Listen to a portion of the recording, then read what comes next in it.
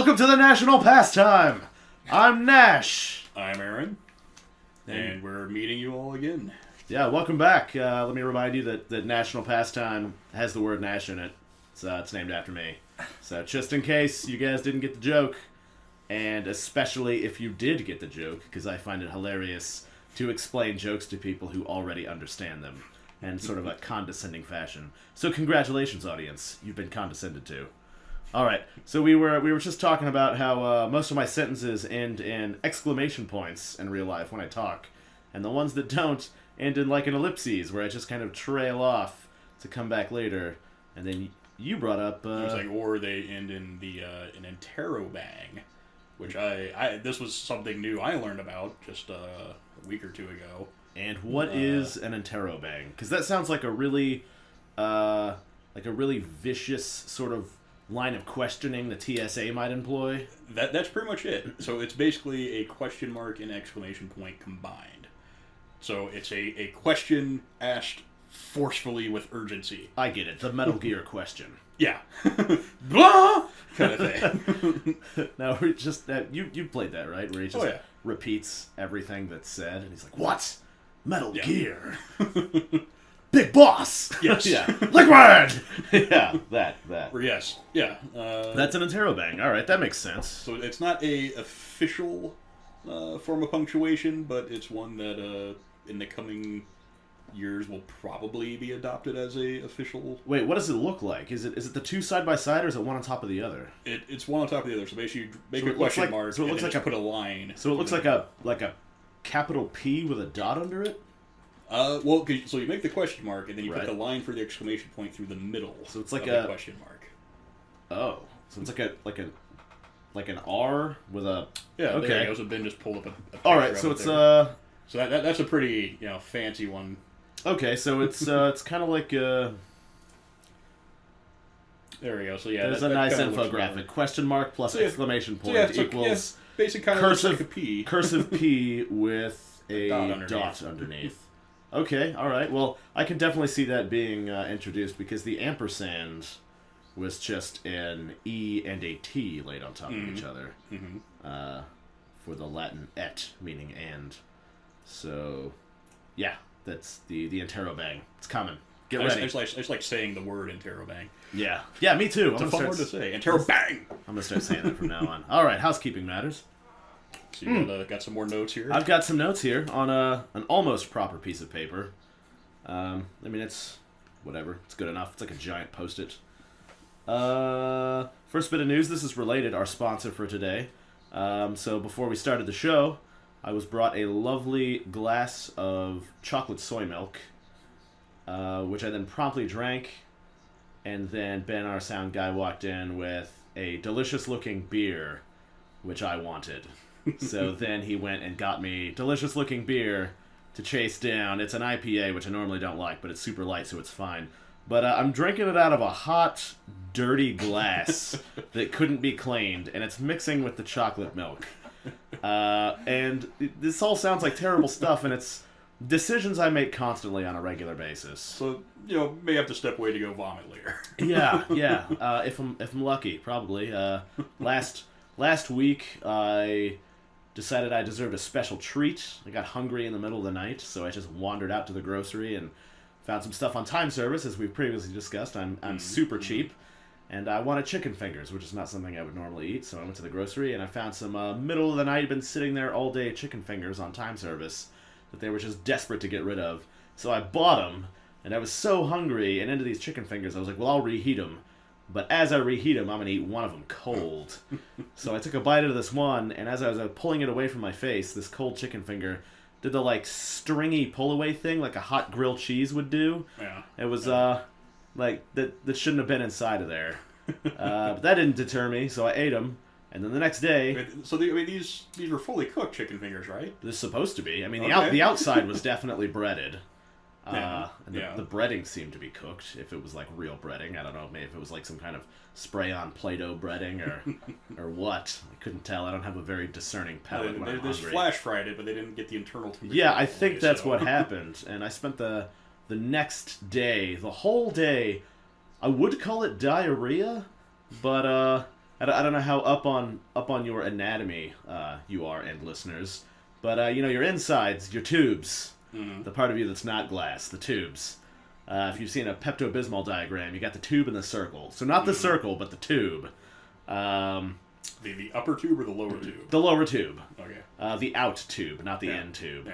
Yeah. So that's lined with mucosa. It's you got boogers, booger lining all through your stomach, duodenum, jejunum, ileum, and your various parts of your colon, and that's to keep stuff from sticking to your intestines, right? Nice and lubricated. So it was like diarrhea that I had all day. But it's just all the mucus. It was just all mucus. It was just it was like I ate a whole bathtub full of Vaseline, and I was paying the price. Yeah, it was a rough day. That happened to me a few months ago, where that basically like every 20, 30 minutes. Yeah, it was like every 20 minutes. I had to blast. I had to go blow my nose, but not my nose, and just so much. Yeah, it was like a jar of Vaseline every time, just completely colorless and thankfully odorless. Yeah. But definitely very not viscous. Very viscous, and definitely not. I don't know. Definitely not silent, I guess you could say. Yeah. Just turned my whole insides into like a crocodile mouse slip and slide. Everything was just picking up speed. So the lesson there is maybe reheat the chicken fingers I before don't you know. start Cook eating your it. food or don't mix stuff that doesn't mix. I don't know. Anyway, so I'm drinking this alcohol and the chocolate milk, which brings me to today's sponsor. And this is actually a slogan I thought of the last time I was in Hong Kong. This is a real thing. So today's episode is brought to you by Tums. Tums. Oh, you didn't shit your pants last night. You're welcome. Tums. Calcium's something my body needs anyway. Yeah, calcium bicarbonate. Yeah, that's a real thing. I went to this literal hole-in-the-wall restaurant in Hong Kong. Like, it was just a hole in a wall. Like, a wall had fallen down, and someone set up, like, a street stall in this literal hole in the wall. And it was definitely uncooked or undercooked food. And I was just going to town. It was so good. What kind of food did they sell? And most importantly, cheap. You know what I remember? I think there was some spiced snails. And I think like chicken soup of some kind. It's been a while. I also went to a crazy street party that night and then went clubbing. And me and this South African guy were trying to get into this club. The guy was just such a good-looking bloke. Like, he looked just like Leonardo DiCaprio. And the doorman didn't want to let me into this club because I was wearing flip-flops. And the guy sweet-talked him. He was like, "Come on, bro, he's only in this part of the Hong Kong for the night. Why don't you just let him in?" And I was like, "Yeah." And so we made it in. And it was just awful. There was like 300 guys and one lady. And everyone danced right on top of my flip-flopped feet. Yeah. They just crushed them into dust. Trying to look out for you. Yeah. Sometimes rules exist for a reason. I will never heed them, but I will begrudgingly accept post. Alright, maybe that was a good rule. Yeah, fine. I mean, I'm glad I made it, but from here on out, don't let anyone in here. So yeah, today's sponsor, Tums. Oh, on a related note, talking to a buddy of mine last week, and we get to talking about how often people are supposed to poop per day.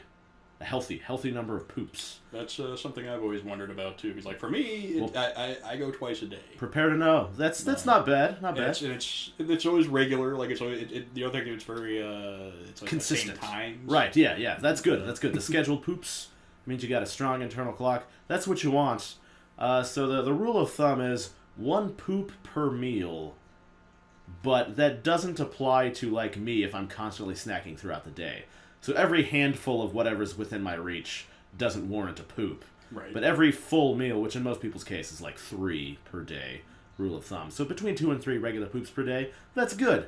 That's good. Now, a buddy of mine, he's a bodybuilder, and he just consumes massive amounts of everything. And he's like, yeah, well, some days I'll go for days at a time with no poops, and then one day I'll have like 6 poops. And I figure, it shakes out. That's the same number of average poops. So I'm pretty healthy. Like, no, man, that's not how it works.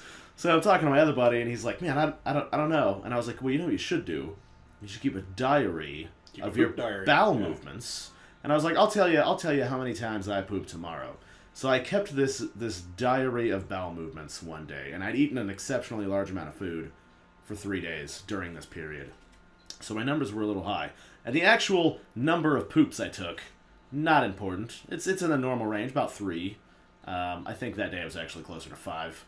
But which is but you were eating on the high end. So. Yeah, but I have a fast metabolism and I was eating a lot of food. But anyway, The number of poops I took, not important. What is important is the genius of my naming of the bowel movement diary. You know what I called it? The poopery? Nope. Popery? Clever, but no. Think more clever. What would you call like a manifest or a diary? What's another name for that?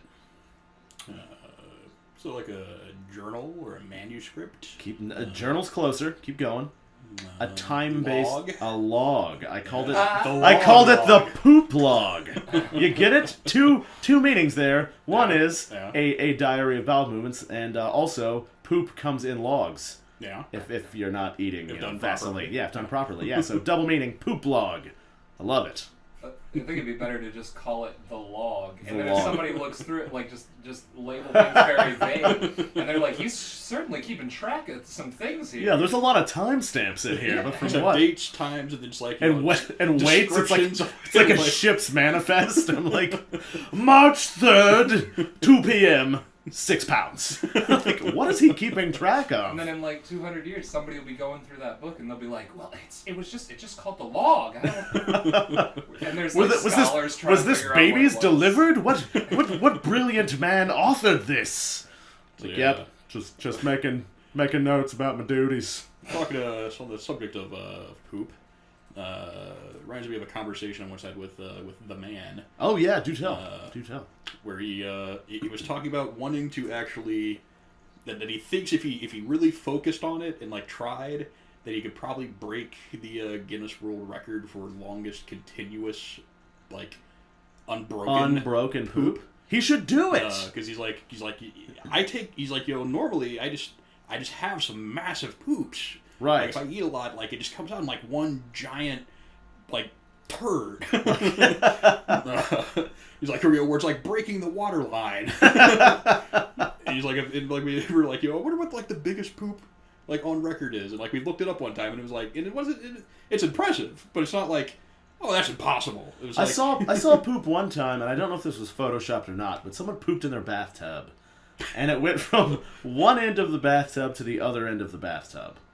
So probably, That's impressive. I don't know, like a 4 foot, probably like a 4 foot poop. yeah, because I know when you looked up officially, Right. the Guinness record was like 28 inches. Okay. Yeah. He should break. That's only what, 2 feet? Yeah, And a little over 2 feet. 2 feet. 2 feet 4 inches. 4 inches. But he talked about like the mechanics of it. He's like, so Right. I would have to like basically like squat and just kind of like be waddling Yeah, you along would as have to pooping. duck walk out. Because like you can't just, if you're trying to make it unbroken, you can't just put it into one thing because it's going to bend and then eventually break. What if you designed? What if you had like a very vertical sort of fish tank? So that, you just go down a shaft. yeah, like a vertical fish tank, so the water would It's absorb just, the you know, impact. you got your pre-mark Yeah, the measurements. right. on The it. depth measurements. Yeah, so then height like, measurements. as it goes Yeah. down, right before it breaks, you can take video. So Yeah, of course. I don't want to be filming that, but get the high someone speed. does. Yeah. If you had a thing like that was attached to like where the toilet bowl goes, and it's like at a 45-degree angle, and you like lube up. So it can just Oh, slide down, right. ease in. Yeah. Like a trough, like an angled trough. Yeah. And then you, like, That's lube the it so you best can idea, I slide. think. That's better than my crazy Willy Wonka fish tank idea. Your angled trough makes way more sense. Yeah. I think that would actually work best because otherwise you got enough gravity pulling down. It's just Yeah. it's going to break. Yeah, you need But if you got the angled trough, a very slight grade, so that that way he doesn't have Genius. to. That way he doesn't have to walk around when he's pooping. Because if you're walking around while you're pooping, that's going to kink your intestines. exactly. Increase the chances that the poop and, I'm breaks. sure too, unless you're highly trained, your sphincter's going to kind of like That's right. move around and potentially pinch off something early. Yeah, well, he did say he was going to try, so ideally he'd be training. Yeah, and that's what he said. Like basically, you would need to like train to if Yeah. he's actually going to try this. But Yeah, I wonder what kind of poops like Kobayashi takes. The eating. I can only champions? imagine. Yeah.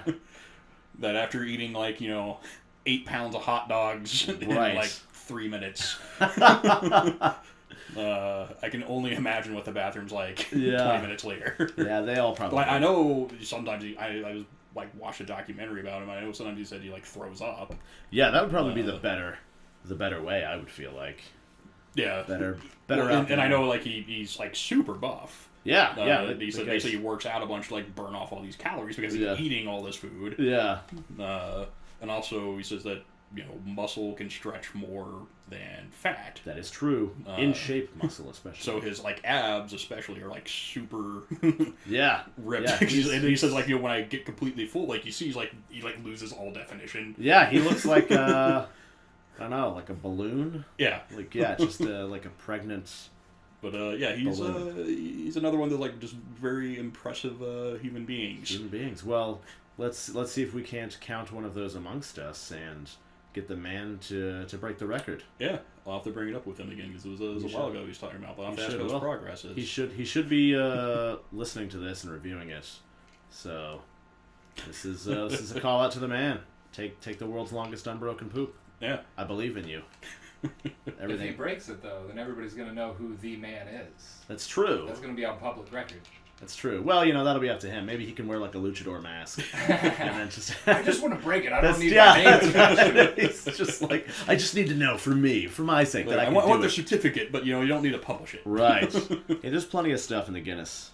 At the very least, he could go to Ripley's. Believe it or not. Yeah. Because they don't need to know your name. They only need to know that it exists, not how it exists. And they could.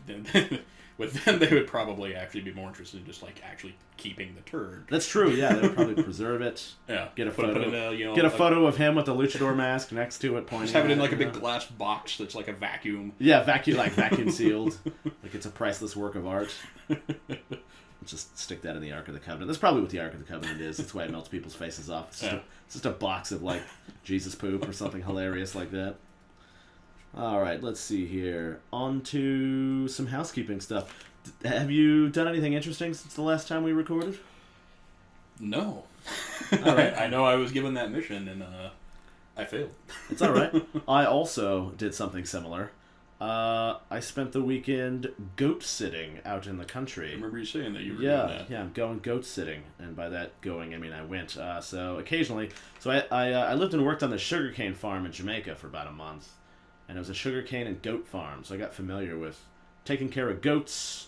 And so I know some people who have some goats in the countryside. It's basically the Ohio-Kentucky border.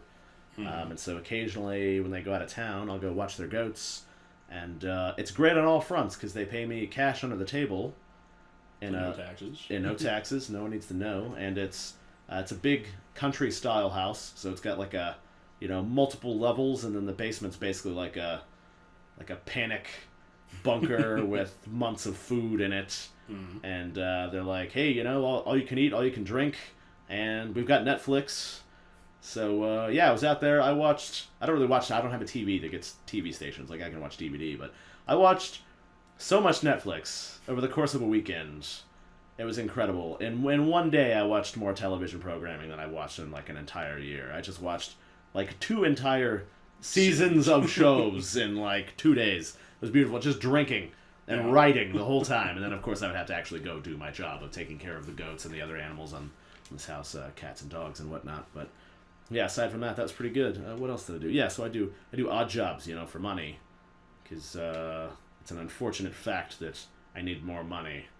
And finding it's not really working out. Just lying around. So I do these odd jobs for venture capital, for future endeavors. I got a few in the pipeline. Gonna go get a shiny new wilderness first responder certification. Get more adventuring jobs that way. And then got a buddy, I think I told you, hit me up trying to go to India. This girl wants me to visit her in Colombia, which isn't gonna happen because our time frames are not matching up. And then me and another girl are supposed to go traveling through South America the first part of the year for a couple months. Gonna go climb that second highest mountain in the world.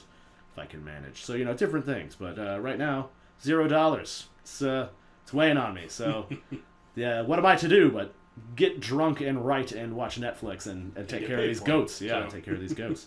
Something else I did over the course of the week. Occasionally, I like to go to seminars and things, learning. Independent learning. Self-knowledge is the only real knowledge. So you only learn things when you seek it out. Horse to water situation. You can just shout things at people, but they're not going to learn unless they're receptive to it. So go to seminars and stuff, especially about identity theft and related things. Just fascinating stuff. So I went to 2, not both last week, but I went to one, and then I had gone to another one, whatever, I don't know, to a different one, and that one was hosted by Frank Abagnale Jr. If you said you made that noise, if you know who that is, you know who that is? I do. So if any of our listeners are familiar with the Tom Hanks and Leonardo DiCaprio movie Catch Me If You Can, beautiful film. Yeah, great, very entertaining film. True story. Yeah, based on a true story, and most of the stuff that happened in there, from what I understand, is portrayed fairly accurately. That's right. But yeah, Leonardo DiCaprio's character is portraying Frank Abagnale Jr., who was basically a professional con artist and forger, and had eluded the U.S. government for many years. Many years. Yeah, he faked being an airline pilot for a while, and actually wound up flying planes for a long time. Well, and then wasn't he working as a doctor? No, but he did forge his way into the bar to sit for the lawyer exam, and he passed. And he became a licensed lawyer, never having gone to law school, and actually took a couple cases and won them. Nice. Nice, very nice. But I know once he eventually was caught. He was caught. He was recruited by the FBI. Well, first he was caught in a foreign country because he was gallivanting all over the world, ripping off people having zany adventures and whatnot. But eventually he was caught, and he was thrown into some third world jail, pooping in a hole. Himself in a hole. He was like, in a cell in the ground, pooping farther into the ground, rotting away. And then the FBI basically came and got him, and they were like, hey, we'll let you out of here if you come work for us and help us. You're really good at ripping people off, so maybe tell us your secrets. Well, I know a big thing they were talking about, like he was an advisor basically because he would counterfeit money. Yeah, he would counterfeit everything. That they could not tell any difference between it and the real thing. Yeah. And this was, this is many decades ago. But he basically advised on ways, okay, here's things you can do to make the counterfeiting much more difficult. Yeah. Same thing with counterfeiting checks. Yeah, he was big on that. Lots of counterfeit checks. He is basically, I believe, I may be wrong on this, but I think he is actually who is credited with developing the idea, at least, of magnetic ink on checks. That might be, yeah. I don't know if that's true or not, but that definitely seems like something that would be. I know he did something at least with ink. He's done a lot of stuff, and he's been working for the FBI now for 40 years. Yeah. Real good speaker, but he gave this talk and Q&A sesh on identity theft, and basically they crunched the numbers, and they found out that everyone in the United States, or everyone in North America, and I'm sure this holds true to other parts of the world as well, but everyone in North America, currently alive, already dead, and just born, has already had their identity stolen. All the information's already been stolen. So it's not a matter of if your identity has been stolen, it's a matter of if it's going to be used. If it's going to be used. It's a matter of, because a lot of people just steal it and aggregate it and put it in piles, and then if it looks like you're worthless or maybe one day will be active, they prefer people who are dead or just born because they don't get flagged for, weird stuff on their account. Yeah. Well, no one else is using the account. Yeah, so no one's really monitoring it because it's just sitting there. Yeah, because you're either dead or just born. So it can take years to find that out. So he was like, yeah, it's not a matter of if your identity has been stolen. It's a matter of if they do anything with it. So he's just advising on what to do, to help for the probable likelihood that something will come of that. So that was pretty interesting. But then I went to this one last week, put on by this lady, and she was talking about different scams that have been going around, especially for old people, older parents and grandparents. They'll get a call in the middle of the night, and she was like, "Yeah, a lot of the times it's subtle and you won't know, but there's some real red flag ridiculous ones where you just know it's a lie." And the examples that she gave were, if someone calls and they're like, "Oh, help! I'm in a foreign country and I've had my passport stolen," or "I'm in a Chinese jail," and all that stuff. And me and the people I was with just started laughing because we were like, those are all phone calls I've actually made. Those are real things. This does not apply to me at all. I've had my passport stolen and broken a couple times. I got stolen in Australia. Eventually got it back. That was quite the situation.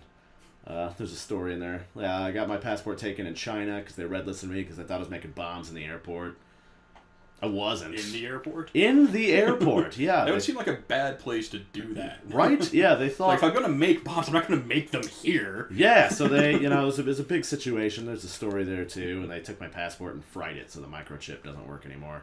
Actually, I have to get a new one now. But for a while, when I would check into countries, it would check me in, but it wouldn't check me out at all. And then when it would check me in, it would check me in as a citizen of that country.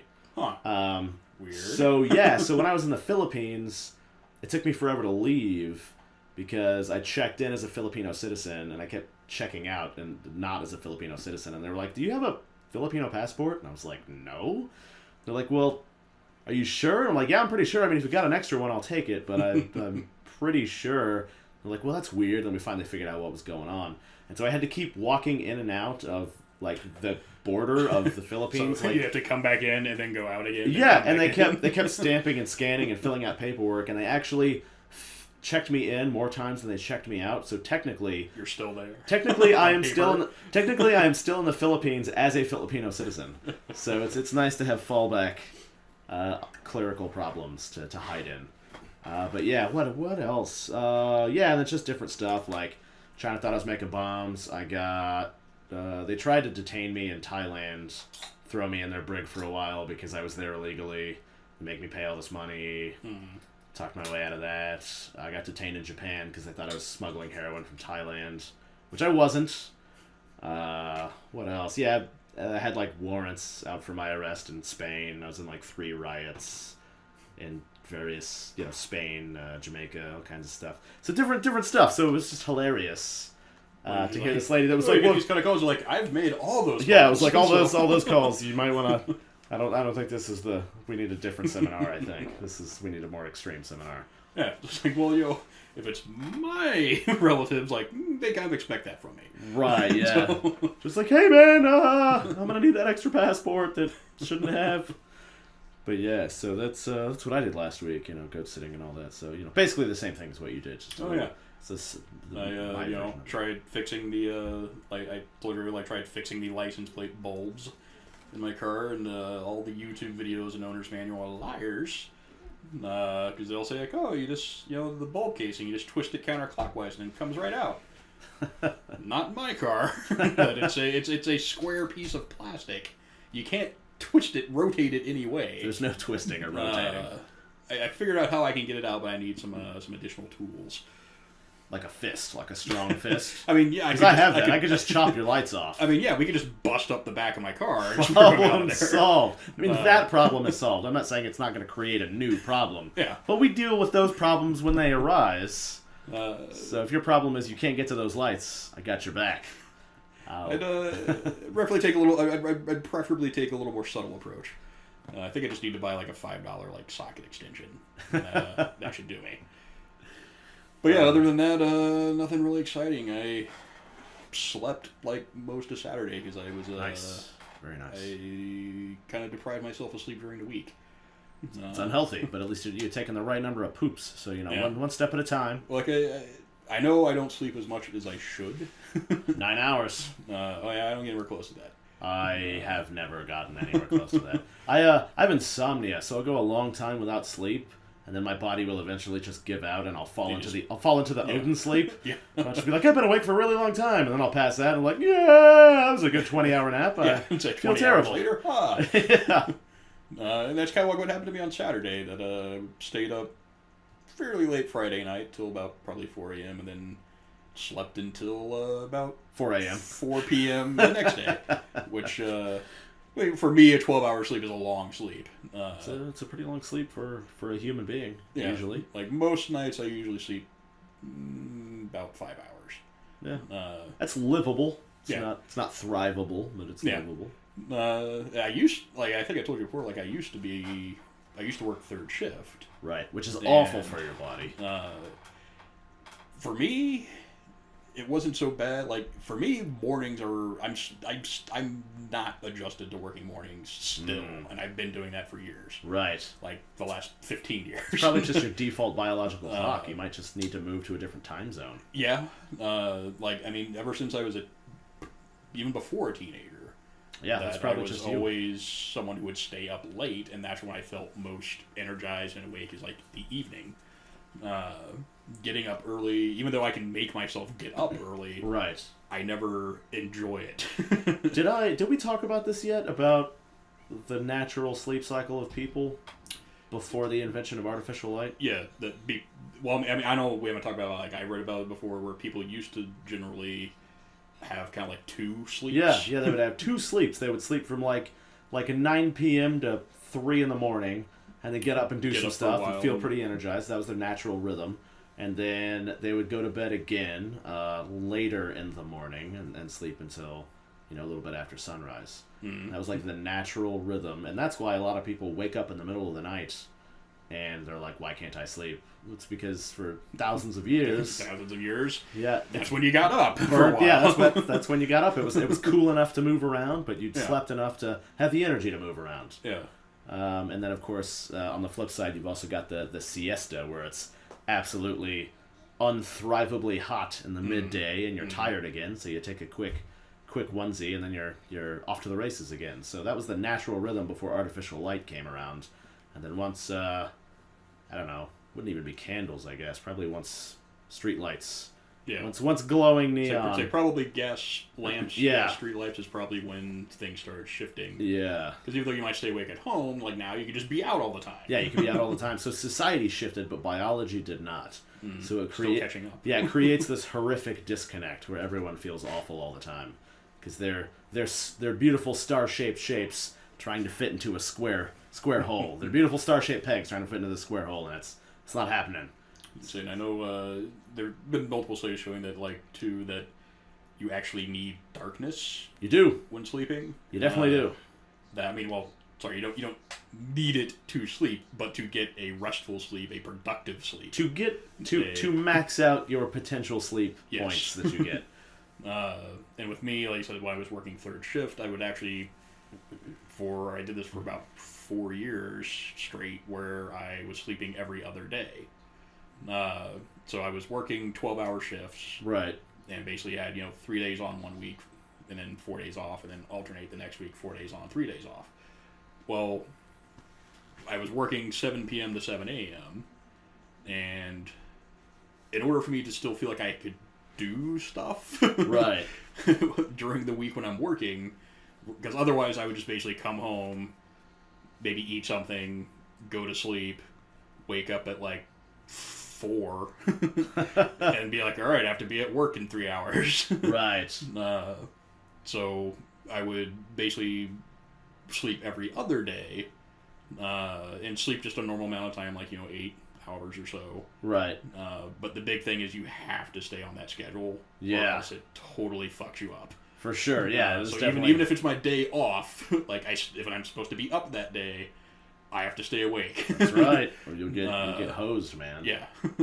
But yeah, like I said, I did that for about 4 years straight, and I never really had any problem unless I deviated from that schedule. You look surprisingly good for someone who's been subjected to that schedule for the amount of time that you have. Because it's not the years, it's the mileage that wears your body down. Yeah. Working nights is like presidential dog years. Yeah, I mean, most people who don't really know me don't think I'm as old as I am. Yeah. For the record, I'll be 36 this September. Good-looking, young-looking guy here. But yeah, most people think I'm like, late 20s. Full bushy head of hair, bright eyes. Mm-hmm. Doesn't look like the world has, beaten down all his hopes and dreams and crushed him into dust. So that's really impressive. It's more than you can say for almost everyone. So, regardless of age. I mean, I work with some people who are like the same age as me, and like, damn, you look like 15 years older. Yeah, it happens. It's not the years, it's the mileage. You can only take enough punches from the world before you just start to get those. I don't know. You get punchy. You get spiritually punchy. Yeah. Because that's the thing. It's not even necessarily physically they look older. Yeah. It's just like kind of like how they carry themselves. Yeah, they just or kind of their personality. Just like, oh god, I woke up again. Damn it. Damn it. Yeah, it's that sort of thing. Yeah. So anyway, I don't know. Public service announcement for this episode: get enough sleep. Yeah. Or you can choose not to. I don't care. There's too many people in the world. Do whatever you want. If what you do cuts down on the number of people in the world by 1. and it's you, then that's your call. Good for you. But better for the rest of us. that's right. Just make sure you're making an informed decision. I don't care if you want to huff paint, as long as you know the pros and cons. Whatever. You're free to make your own calls, and you're not hurt anybody else, as long as you're doing it with an informed mind. Like I'm a big proponent of voluntary euthanasia. Oh yeah, for sure. That, especially to me, it just makes no sense that someone would deny that to someone who wants to die. Yeah, I get especially it. if people with a terminal illness or There's something. so many worse things in life than dying. Yeah. Sometimes you're just like, this is... I'm not saying go kill yourself. I'm just saying that, it wouldn't be so bad. That's all. If you've... Once again, an informed decision. You've really thought it out. It's not just a quick, spur-of-the-moment, selfish whim. Yeah, absolutely. But you've really... Not something taken, lightly, yeah. You've done the checks and forward, balances. I just want to kill myself. I'm going to do it right now. Yeah, right. No. Definitely it needs to weigh be on a it. long, thought-out process. And if you have family, discuss it with them. Right. Yeah, it's definitely not a... you don't want to spring that on anybody. Don't surprise anybody. Let everyone know, hey, by the way, this is coming up. Too, if you're going to commit suicide, do it in a way that's not going to leave a giant mess. Exactly, yeah. Be considerate to the people that someone has to clean up. Pick up after you, yeah. I don't know. If you're using, the old, shotgun to the noggin, it's horrific. It is, yeah, I don't know. I would say, put a garbage bag over your head, but what's a bag going to do? That buckshot's going to rip it in half. I don't know. I mean... I'm sure there's some, I know we talked about this before. I know your brother and Adam. We talked about this before. The suicide bag. Oh, advertising company's bag. Yeah. Yeah. That basically a suicide kit. Okay. And it's basically just a bag. Right. With a cord that you can cinch around your neck to get a nice tight seal. Yeah. And you just suffocate. I don't know. It doesn't seem fast enough for me, though. That's the thing. It seems and that's the thing with most people. It seems like there's a moment. That's why they usually go for something like of the about gun. Yeah. There seems like there's a moment that could last between 45 and 120 seconds, where you panic. Well, that's what they do with if they put you down in a hospital like that. I mean, they do it in a very simple. They don't put a bag over your head. Well, no, they just have the orderly come in and smash a pillow over your take head. a pillow. You're like, I mean, this time-wise, this is gonna cost your insurance so much. very similar to death row guys. How it'll take a minute or two. I mean, those guys aren't out instantly. That's true. Yeah. I mean, they're paralyzed immediately, but they can still feel stuff. If there's not enough of a what's the word for a thing that doesn't make you feel a thing? If there's not enough of that, yes. Okay. You can still feel stuff, and it'll still take a while. And anesthetic, anesthesia. Yeah. Well, and that's the thing too. I know when they do, I haven't really looked into what actually goes into when they do lethal injection. But I know as far as just regular anesthesia, if you're getting it intravenously, the reason anesthesiologists are paid a lot of money is because you gotta get that dosage because you have to get it just right. Because if too little, you'll wake up. Too much, you die. So it seems all right, you just OD them. It's you basically fall asleep and that's it. You don't wake up. That should be the training for new anesthesiologists. Oh, death row inmates. Yeah. You're like, whoops, guess you woke up. Sorry, we'll try again. Of course, but basically calculating what should be the lethal dose. Right. I think the thing is they've already run those numbers 50 years ago. So I'm sure they know. We don't need to train new anesthesiologists on death row inmates because they've got the chart already. They're like, how heavy are you? All right. But did you hear about the guy who's on death row who says that a firing squad is more humane than the lethal injection? I mean, you get... I didn't hear about that. I'm thinking about that. I don't know. You get 80 bullets ripping through you, and some of those are through your brain. You're probably going to go quicker with less... I don't know. Time to slip away. It's a thing. Again, I don't know a lot about the whole lethal injection process as far as personal preference, I suppose. Because I know I've had surgery. I had a pretty major back surgery, and I know when I got the anesthesia, then it was instant, pretty much. The doctor was like, okay, we're gonna give you the anesthesia, count backwards from 10. Right. And I got to nah. So it was 10 nah, And from there, boom, instant knockout. And basically woke up 14 hours later. Nice. Yes, I don't have any experience like that. I mean, I've been choked out in a fight, but never. We get the slowly closing tunnel vision. That's right. In fact, I've gotten pretty good. Me and my buddy, a couple buddies who fight in the UFC, we've do this thing where we start to get choked, and then that's not when you tap out, and it's also not when you pass out. So first, you get the sparkles, and then you get the closing in tunnel vision. And you keep fighting, and then eventually it just closes off, but you can still move your body. So you can still fight like that. So you just can't see anything. I've never gotten to the point where it's completely can't see. I've gotten the starts, closing starts tunnel closing in, and okay. So it gets to the point where it fully closes, and you can't see anymore, but you can still feel and move around. So then you can keep fighting. Then it gets to the point where you can't feel anymore. But you can still move your body. You just can't feel exactly what you're doing because you can't feel it touch and stuff. So you just kind of have to have your own spatial memory of what's happening because you can't see or get tactical feedback. But you still have a chance of escaping then. After that is when you kind of stop being able to move your body. So you got a few seconds to either tap out or pass out. Yeah, because that's the other thing. This all happens within the course of a few seconds. Yeah, it's a very time slows down for you. From the point you start seeing the sparklies on your peripheral vision to everything kind of slowly dimming into a tunnel, like that you're talking maybe 15, 20 seconds. Yeah, exactly. Yeah, and depending on how tight of a crocodile death grip someone's got on your carotid arteries, that time could be greatly reduced. Yeah. And it only takes. I mean, if someone's passed out from lack of blood to their brain, it only takes. Yeah, it's not long. It's not long before it causes brain damage, but you can survive for like 3 minutes with no oxygen to the brain. But that doesn't mean you're going to be the same as you were. Yeah, you're not going to be what you were. You will be alive.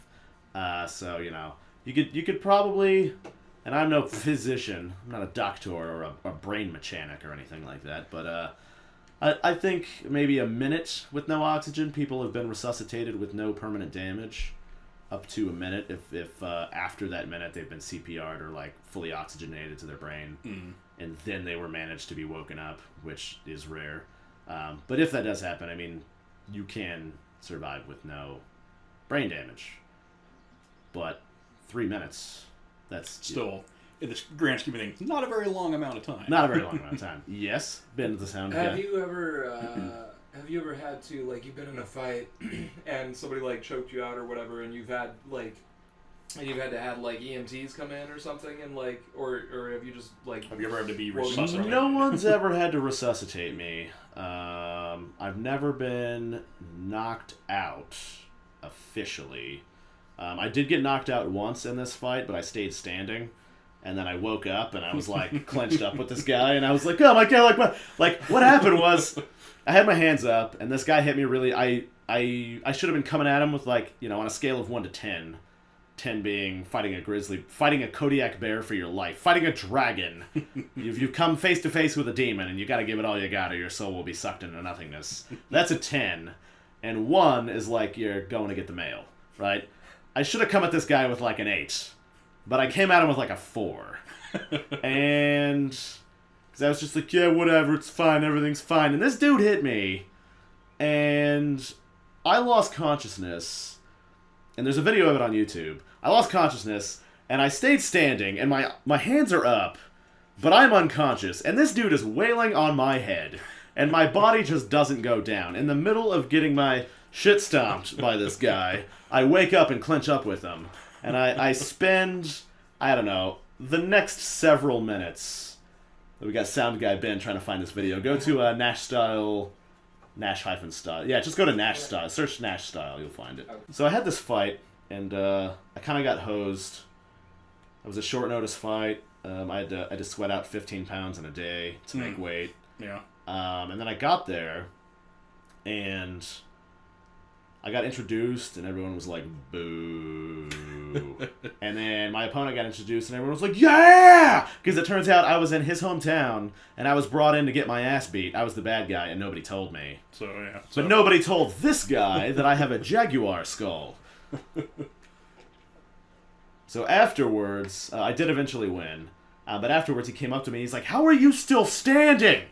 Like, I've never seen anyone take a beating like that. And and not die. And I was like, oh yeah, I have like 3-inch thick bones. That's my secret. I have a jaguar skull. Yeah. And or like dogs. I know. Yeah. Like many breeds of dogs have very thick Yeah. skulls. So that's why they're saying if you're ever attacked by a dog, don't hit it in the head. Don't You're not punch gonna it do square anything. in the head. Yeah. Yeah. If anything, you're going to hurt your hand. Yeah. And then so when I was announced the winner, because it was by decision, it went the distance. But I did very convincingly win the next 2 rounds. But that first round was his all the way. But yeah, so then later in the night, you know, the audience booed me when I won. They were just like, boo! And I was like, I'm going to get raped behind this dumpster because it was in a small town. Yeah. This is a small Southern-style town. And then afterwards, my opponent comes up to me, like later in the night. Oh, we won fight of the night, by the way. This was the fight of the night for the whole event. But so then afterwards, my opponent comes to me. He's like, "Hey, man, I'm having see, I'm coming at him right here, but not like doing some leg kicks. Yeah, I'm not. You know, it's not full bore. Hang on. Let's see when this happens. So I'm surprised you have the hair loose. It wasn't long enough at the time for me to properly tie it back. It was in the horrific middle stage that everyone fears. The middle stage is the worst stage for hair. When it's short, you do whatever you want. When it's long, you do whatever you want. When it's in the middle stage, everything's awful. You always look awful. Everything looks awful. You always feel awful. It's always in your face. I can't see anything. See. I keep brushing my hair out of my face. Like brush your hair back. Yeah, so he's pretty aggressive at first. Yeah, I came at him. Good defense that he tried to throw you there. Yeah, I mean, I'm pretty stout, so I'm difficult to move against my will. But he was coming at me with way higher intensity than I was coming at him. I'm unconscious. I am unconscious right here. Entirely unconscious. And, Really? Yeah. Look at me. I'm getting my shit beat. Yeah. Okay, And now I'm awake. I'm surprised the ref didn't actually call it there. The ref would have been well within his rights to have called that fight because I was unconscious, but my stubborn ass body did not go down. And then you did a lot of moving though for being like. I was moving because he was punching me. I was like one of those. His kind of like the fencing response kind of thing. His arms are just kind of like out. Yeah, my arms are out, but like I'm like the drum that you spin back and forth. Like I was just like, ugh. Yeah. So yeah, there was arm movement, but it wasn't really like effective arm movement. Right. Yeah. And Unconscious. That's why the guy's just completely unconscious. Yeah. I'm just moving back and forth because he's hitting me. I'm so unconscious. Wow. But you'll look here when I woke up with him and clinched up with him. I punched him in the liver, and later on in the night he was like, "Hey, check it out!" And he lifted up his shirt, and there was a perfect bruise. That was my whole fist. Like you could count the knuckles. Like I put a knuckle tattoo. If you go to the end of the video, you can see the picture I took. But anyway, way later in the night, if you go to the very, very, very end. Was there any super cool stuff happening towards the end of the fight? Yeah, I mean it's a pretty good fight all the way through. But yeah, way later in the night he came up and he's like, "Hey man, I'm having an after party at my house. You should come." And I'd never met this guy before, and I just beat him up in his hometown. And the guy who was coaching me was like, "No man, it's a trap. You just beat this guy. All these people are angry. Don't go to his house." And I was like, "No, man, I'm going." He seems like a nice guy from what you were saying and I was earlier. "No, I'm going. Mess up his face, then I mess up his house. That's how I roll." So I went to this guy's party, and I was the guest of honor, and we had a blast, and we became friends. It was a really I had like dinner with. There's my fit. Wow. I punched my fist into his side. Wow. That was like 8 hours later at his house when we were drinking. That's crazy, dude. Yeah, Nash's fist on Courtney's side. Yeah, so he's a super nice guy, and then, which normally happens when people get to know me, we had a party, and just talking about martial arts and fighting all the time, and then he was like, "What's your life like, man? You seem like a ridiculous dude," and went out to dinner with his family and his girlfriend, started talking, and he's like, "Wow, man, you're like my hero. You're not supposed to fight your hero, your very first fight," and I was like, "Yeah, don't worry about it, this is great," and he's like, "I've always wanted to do some of this stuff. What do you think?" And I was like, "Yeah, you should do it." So we talked for a while, and like a year later, he just like dropped all his ties and started backpacking around the Brazilian rainforest, and then like went to Thailand for a while, for like years. So that was this guy's first fight? That was his first sanctioned fight. His first fight on the official MMA record. That was also my first fight on the official MMA record. I think we both probably have a ton of fights off record. But that was our first one that, like, quote unquote counted for like legal purposes. But yeah, I got a bunch of fights that aren't on there. I got a fight where fought on a dirt floor rodeo barn in Kentucky, and this guy wound up. Long story short, he wound up getting behind me and choking me out. And as I started to lose consciousness, I was like, well, I'm not going to tap. I'm no bitch. Like, I'll just pass out, and then this fight will be over. Mm-hmm. And he choked me out, and I passed out. And then he felt me lose consciousness, so he loosened his grip a little bit, and I woke up immediately. And I was, like, looking around, and the ref didn't call the fight. So I was like, still in the game! I'm getting out of here! And I was like, oh! And the guy felt me start to get frisky again, so he tightened back up, and then I passed out again. And then he felt me pass out, so he loosened up, and then I sprung back to life, and I was like, yeah! Fuck your couch! I'm getting out of this! And I continued for 20 minutes. I couldn't get out, and so the guy tightened back up, and then I looked up at the ref, and this guy had already seen me lose consciousness twice in a row, yeah. And I was about to lose consciousness again, and he still wasn't stopping the fight. And I was like, this dirt floor rodeo barn Kentucky referee wants me to get brain damage. Yeah. I'm getting brain damage unless I tap, so I tapped. Because I had already lost that fight like 3 times. Yeah. And then we're like, all right, I gave it my best. Yeah. Well, yeah. you could just, when you came back the other time, immediately, because he'd probably do it immediately again, I'm out. Yeah. Just pretend. Just pretend. No. I go from like passed out to immediately fighting. So it's just like no. I start fighting before I realize what I'm fighting. So I'm like, oh no, I should be pretending that I'm out. It's too late. Oops, I went out again. Yeah. Whatever you do, don't keep choking me. Go ahead and loosen up. That'd be great. But yeah, so we'll edit out all the dead air and stuff that's not funny and me talking about this fight. Why did we start talking about that? Something about. I don't remember we got on the subject. Because I somehow got on the subject of like remember. losing oxygen. Right, oxygen to your brain. That's what it was. And I've never had to be resuscitated. That's what we were talking about. And I said, well, you know what? I've never had to be resuscitated, and I've never been knocked out officially. Yeah. So that was a standing knockout where I woke up and later won, and then I've been flash knocked out in like sparring matches in Japan, but never like officially on record knocked out. And never for more than like a couple seconds, tops. But I have knocked people out. Fun fact about needing to be resuscitated. Or maybe I'll save this for a different time. Or maybe I'll just tell it right now. It's up to you. Maybe. Alright, so one of the times I was in Thailand, there was a lady whose attentions I was trying to get. So I there was a lady and I knocked her the fuck out. She cut me off when I was in line for the movies, and I do not stand for that. So I knocked her out. She was wearing her jaw as a hat when I was done. I'm a gentleman. I don't discriminate based on gender. If you're going to be an asshole, I will treat you like an asshole. But no, so what happened was, I was trying to get this lady's attention. What's our time check right now? What's our timestamp? 55. All right. Yeah. Final anecdote for this episode. So, trying to spend some quality time with this lady, if you catch my drift. Mm-hmm. So I decided I was going to take her on a date of sorts, one of many. And so I was like, well, the reason I'm here in Thailand is to do some Muay Thai kickboxing. So why don't I show you what Muay Thai kickboxing is? So I took her on a date, we'll say, just she and I. Took her to a Muay Thai fight, a nice official fight. And so, the typical Muay Thai structure in Thailand, go to the event, and like they start off kind of like a concert. You got the opening band, mm-hmm. And then as the night progresses, you get to the main event. So in Thailand, Muay Thai is the national sport.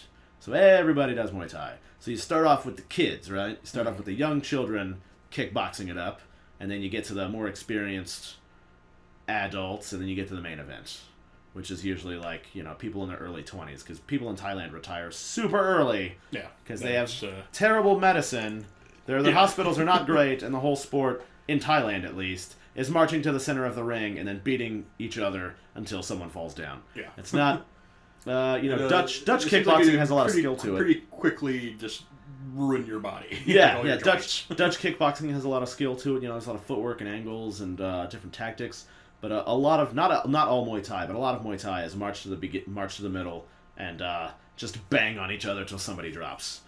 And so I was like, yeah, I'm not a fan of that style. I'm more of the like tactician style. Mm-hmm.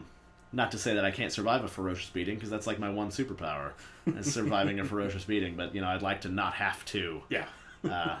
If possible. But anyway, so I take this lady, and we're watching the first couple of fights, and then it gets to these two 10-year-olds that are fighting. And I watched a 10-year-old child murder another 10-year-old child. This kid died in the ring. Jesus. I'm not using hyperbole, by the way. I mean, literally, this child was murdered by this other child. So they didn't officially announce his death, but it was pretty obvious. If he didn't die, I would have been shocked. So what happened was, this kid, they're fighting, and then this one kid did a high round kick with his shin to the other kid's neck, and it knocked him out. Hit him right in the carotid artery, knocked him out, but he fell back, and he was stuck in the turnbuckle in the corner in a standing propped up. Yeah, propped up in the corner. So they don't officially call the match until you hit the ground. Mm-hmm. So this kid was like propped up in the corner. So then the other kid was like, shin kick to the neck, shin kick to the neck, shin kick to the neck, shin kick to the neck. And after like 5 or 6 of these, the kid finally fell down with like 6 full power shin kicks to the neck. Mm. And he fell down, and then a couple people came in to like resuscitate him. And after like 15 minutes, then they just kind of dragged him. They did! They just dragged him out of the ring and onto the ground and then out the back door. And it's Thailand, so they just left him in that alley. Yeah. And then they moved on to the next fight started. Yeah, and then they moved on to the next fight. So they didn't announce that this kid died. But it was super obvious. Like, if this kid did not die, I would have been shocked. So it's just like, I take this lady on a date to go watch. I'm like, yeah, this is what I do. And it's just like 10-year-old, like, child murder. One kid murders another kid. I'm just like, no, probably, This is like in, like, obviously they were kids, but, like, it's like if you scale them up to adults, this is like in Bloodsport, where you're thinking of Yeah. Kickboxer, I bet. Are you thinking of Kickboxer or Bloodsport? Bloodsport. Like, when sure? his All right. girlfriend is just like, you can't do this, you're gonna die. And he's like, no, I have to. He's like, I Honor. have to be the very best. Wouldn't you want to be the best reporter you can be? Yeah. Yeah, that is Bloodsport. I thought you were talking about Kickboxer, which is an almost identical movie, Yeah. but takes place in Thailand, where his greasy Jerry curl-haired brother gets beaten by the Thai champion, and they leave him in an alley. Who's like kicking cement pillars like down and stuff. You want to talk about legs? This motherfucker was kicking one of these with his legs. We are brothers. Yeah. All of a sudden he turned like German, or Italian, I guess maybe not. yeah. That's more like a Eastern Bloc. Yeah. Well, he's from Brussels. Yeah. Yeah. I assume you've probably seen the movie JCVD. I haven't, ironically enough. I'm a huge JCVD fan. In fact, one of my personal mottos is JCVDD. What would Jean-Claude Van Damme do? Yeah. WWJCVDD. Highly recommend JCVD. Like, I've watched tons of his, like, 80s action movies. Yeah, they're all terrible except for Kickboxer and Bloodsport. They're incredibly entertaining, though. Kickboxer and Bloodsport are two of my favorite movies. I watch them both on a loop. I mean, I've seen Bloodsport at least 30 times, probably, I'm guessing. Oh, yeah. If not more. I've seen it 30 times in a month. I love Bloodsport and Kickboxer. Fun fact, and this will be the last fun fact, Bloodsport, based on a true story, guy by the name of Frank Dukes, except he lied about most of that stuff, and Jean-Claude Van Damme sued him because Jean-Claude Van Damme took the role because he was told that it was all true. Made like $100 million. Yeah, I mean, it's a great film. Yeah. But it is well, not. It's a classic martial arts action movie. We'll say that this story is true, but it is definitely not factual. It's true in that... there's certain elements of it that actually happened. It's true in that Frank Dukes believes some of these things. Yeah. He doesn't and look and they I've seen actually... him recently. He doesn't look like... Jean-Claude Van Damme or Frank Dukes? No, Frank Dukes. Oh, yeah? Is he still alive? Yeah, he's still alive. Inventor of martial I mean, science. he's probably in his 50s now. 50s or 60s. Yeah, I think he'd be in his 60s now. But yeah, I mean, from what I remember reading about it, it's like basically like, yeah, he went to some of these places, but then as far as anyone can tell, there's no record of any of this stuff happening except his word. I guess he was actually a Kyokushin fighter. Yeah. So... You know what? Right? It starts to make sense. Maybe it really did happen though, and this is gonna be the same thing people say about you in like That's 20 true. years. That's true. Like, Everyone. No, it's you just saying, dude. What a fucking dick. saying. He's just attention whore. I lying mean, since about our stuff. listeners can't see what we were watching, I'll vouch. I watched the video. I can verify it was definitely Nash in the video. Yeah, I guess you that got we just video. watched. Which I've only got some. I've only got videos because people like you guys and the man We're almost like harassed me Bullshit. for over a decade. No, they believed me, but it was so. At first, it was, hey, your stories are amazing, but I only see you every few years. Why don't you write them down? So I wrote them down, and then they were like, hey, your stories are amazing. Take Now some I can read them. pictures. Now I can read them, and I've been showing them to other people, but they don't believe you. Take some pictures. Then I started taking pictures, and then the pictures became videos, and then the videos and stuff became like a blog and all that stuff, just slowly over time. And then now I'm full circle back to I don't give a shit if people believe me or not, as long as once you get to know me, you know that it's all true, and then you ultimately wind up not caring at all. Just like none of this. I don't. That's basically Why? Yeah. Why wouldn't he have done these things? You say something over here, say I'm just like sure. Yeah. Once you get to know me, no one is surprised. Just like yeah, that sounds like you. yeah, and normally if I wind up doing something incredible, people are oftentimes disappointed because they feel like I should have already have done that thing or done an even more incredible thing. Why didn't you do that like on your fingertips and barefoot? Yeah. So I'll be like, I finally did it. I climbed Everest, and then everyone will be like, Yeah, but did you do it with provisions? Well, did Yeah. you wear shoes? yeah, they'll be like, oh, you didn't do it barefoot? I'm like, it's negative 300 degrees. If your skin even touches the air, it blows off. We're like, well, I just assumed Nash's skin could withstand extra atmospheric conditions. I thought, haven't you jumped into outer space before? Like, no, I can't jump in outer space. Like, well, who am I thinking of? Like, I don't know, Superman? Like, yeah, I don't know. You're not that amazing. Talk about that. Like, I think, was it Red Bull who sponsored it or something? But The guy who jumped from space? Yeah, that was yeah. Red Bull. Yeah. And something where, like, his glove, one of his gloves, like, got a tear. Yeah. And, like, he's so high up, like, out of the atmosphere. Right. That just a small tear in his glove, like, basically caused his hand to, like, instantly swell up. Yeah. Like, 4 times the normal size. Yeah, because there's no pressure. Yeah, so everything just kind of... There's not enough. There's nothing yeah. pushing inward. It Yeah, all there's not wants to enough go out. atmospheric pressure. Yeah. Did he die? No. He made it back fine. He made the longest free fall jump in history because he jumped off of the planet back to the planet. Yeah. But his hand's fine.